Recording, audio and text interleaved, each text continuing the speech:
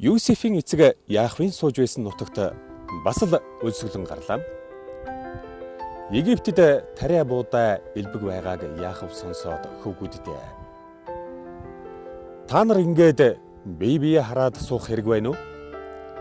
Египтэд тариа буудай элбэг байна гэж би сонслоо. Тийшээ явж буудай худалдан авчирсан дээр байхаа. Тэгвэл нэг өлсөж өгөхөөс зайлж магадгүй гэж хэллээ. Тиймээс Юсефийн 10 ах Египтэд очиж буудай авахар гарлаа.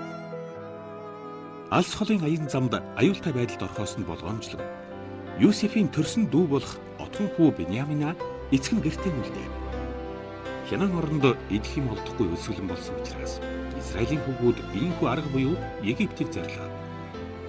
Тэр үед Египтийн тэргүүн сайд байсан Юсеф л бүх ард түмэнд буудай худалдах эрхтэй байжээ. Тиймээс түүний төрсөн ах нар болон 10 хүн Египтэд ирээд өмнө нь бараалхан мөргөн ёслолоо.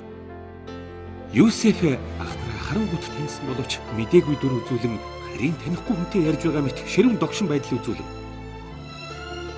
За та нар аль улсаас ирсэн гэлээ. Бид хянан орноос хүнс хоол худалдаж авахар ирлээ гэж тэд хариуллаа. Хэдийгээр Юсеф ахнараа таньсан боловч тэд нар нь түүнийг огт таньсангүй. Гэнэт Юсеф тэдний тухай урд нь хэрхэн зүүдэлснээ эргэн саналаа. Тэгээд та нар туршуул байх. Энэ улсын сул тал нь юу вэ гэдгийг тагнан туршихаар нааш ирсэн биз? Эрхэм дээдэс минь. Бид юуных нь туршуул байх вэ? Өчүүхэн зарц бид нар чинь хоол худалдаж авахаар л ирсэн билээ. Бид бүгд нэг эцгийн хөвгүүд. Бид үнэн шудраг хүмүүс болохоос биш тагнуул туршуул биш ээ гэж тэд хариуллаа. Юсеф тэгтэн. Удал бүү өчтөн. Та нар энэ орны сул талыг тагнан туршихаар ирсэн гарцаагүй. Үгүй дээ эрхэм дээдэс минь. Өчүүхэн зарц бид нар чинь хянан оронд суудаг нэгэн хүний 12 хүү билээ. Отон дүү маань одооч гисэн эцгийнхээ хамт байгаа. Нөгөө нь аль хэдийн нас барсан гэж ахнар нь хэллээ. Харин Юсеф тэдэнд дахиад л миний хэлсэн ёсоор та нар бүгд туршуул. Тийм бол би та нарыг шалгана да. Та нарын ярьсан тэр отхон дүү чинь энэ дэрхээс өмнө би хэлсэн ярьсныг чинь үнэмшихгүй. Түүнийг энэ дэрхээс нааш та нар Египтээс амьд гарахгүй гэдгийг би Египтийн эзэн хааны нэрээр тангаргалъя. Та нар нэгнийгээ нутагтаа илгээж отхон дүүгээ нааш нь цуг ирвэлэх хэрэгтэй. Тэр ултал бусд нь шоронд сууна.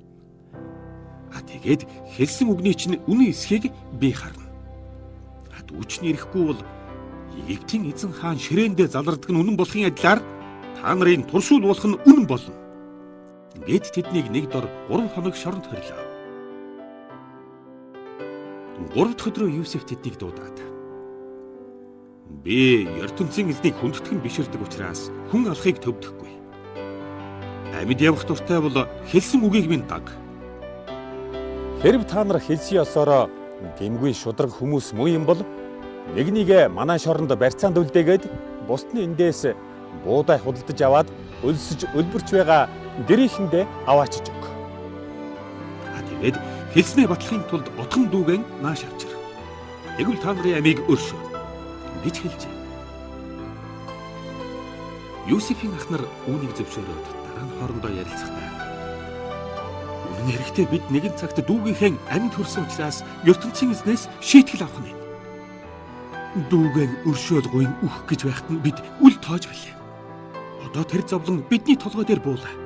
Гэхэд хамгийн ахмад нь болох Рүүбен бусдаа хандаг. Тэр хүүд гар бүү хүргэж би хичнээн хэлвч та нар тоогоогүй биш үү? Түүний цусыг урсгасныхаа хариуд бид амиа өхөнтэй. Юсеф тэдний яриаг сонсоод ойлгож суугааг ахнар нь мэдсэнгүй. Яагаад гэвэл Юсеф урд нь тэдэнтэй ярилцахдаа зариуд хэлмэрч хэрглэжээ. Тэдний үгийг сонссон Юсеф тэсгэлгүй нүүр буруулан тэндээс холдоод ганцаархнаа гадаа гарч мэгшин уйллаа. Тэгээд дахин тэдэн дээр буцаж ирээд Шимонийг сонгон авч ах нарыг нь харсаар байтал гинжлэн дөнгөлжээ. Тэдний шуудануудыг тариа буудайгаар дүүрэх тушаалыг Юсеф зарц нартаа өгөөд буудай авахдаа төлсөн мөнгийг эргүүлэн өгч шуудаа бүрийн аманд тавьж боолгоод замын хоол хүнсээр хангалаа. Ингээд ахнар нь тариа буудаага бэлжигний нуруунд ачаад Хянан орноо зорин одлоо. Шөнө тэд замдаа хоноглохдоо ээлжигэндээ тижээд өгөхөөр нэг нь шуудагаан задлахдаа буудаа авахар төлсөн мөнгө олж хараач миний төлсөн мөнгийг буцаагаад өгч гэж энэ шуудаан аман дээр байна гэлэм үүнд бүгдээрээ сандарч чичрэн ертөнцийн эзэн биднийг яах нь гэлцлээ. Тэд Хянан орнд ирээд эцэг Яаковдаа бүгдийг ярьж тэр нутгийн эзэн ноён бидэнд хатуу ширэм хандаж туршуул гэж гүйтгсэн. Харин бид туршуул тагнуул биш үнэн ч шудраг хүмүүс болохоо түүнд хэлсэн л дээ. Бид нэг эцгийн 12 хүүхэд. Бидний нэг нь нас бараад хамгийн утхан дүү маань эцгийн хамт Хянан оронд үлдсэн гэж хэлсэн. Тэгэхэд тэр нутгийн ноён биднийг шалгахаар шийдээд та нар хэрв өөрсдийнхөө үнэн ч шудраг болохыг батлах гээд байгаа юм бол нэгийг энд үлдээгээд бусд нь өлсөж өлбөрч байгаа гэрийнхэндээ будаа аваад буц. Харин буцаж ирэхдээ отхон дүүгээ заавал авчрах хэрэгтэй. Тэгвэл би та нарын тагнуул туршуул биш үнэн шудраг хүмүүс болохыг харна. Тэгээд би барьцаанд үлдсэн нэгийг чинь суллаж та нар энэ улсад чөлөөтэй худалдаа наймаа хийж болно гэсэн гэжээ. Ингэж яриад тэд дараа нь шуудатай будаагаан задлахад будаа авахтаа өгсөн мөнгө нь хүн бүрийн шуудаан амсар дээрээс боодолтой чигээрээ олдсон учраас бүгд айн сандарчээ. Эцэг Яаков нь тэдэнд хандаг. Та нараас болж би бүх хүүхдийн алдах нь. Юсеф нас бараад одоо би Шимүнийг алдаад дараа нь Биньяминийг минь та нар надаас салгах гээ юу? Эцэд нь надаас илүү хохирох хүн байгаа юм уу? Тэгтэн ууган хөө Рүүбен эцэгтэй хандан. Эцэг минь хэрв та Биньяминийг надад даатгавал би түүнийг эсэн мэнд танд буцааж авчирна. Тэгвэл та оронд нь миний 2 хүүг алаад хариугаан авал да гэжээ. Гэвч Яахва болгоомжлон миний хүү та нарын хамт явахгүй. Рахил бид хоёроос гарсан 2хан хүүгийн минь нэг нь нас барлаа. Одоо үлдсэн ганц хүүгээ би хааш ч явуулахгүй.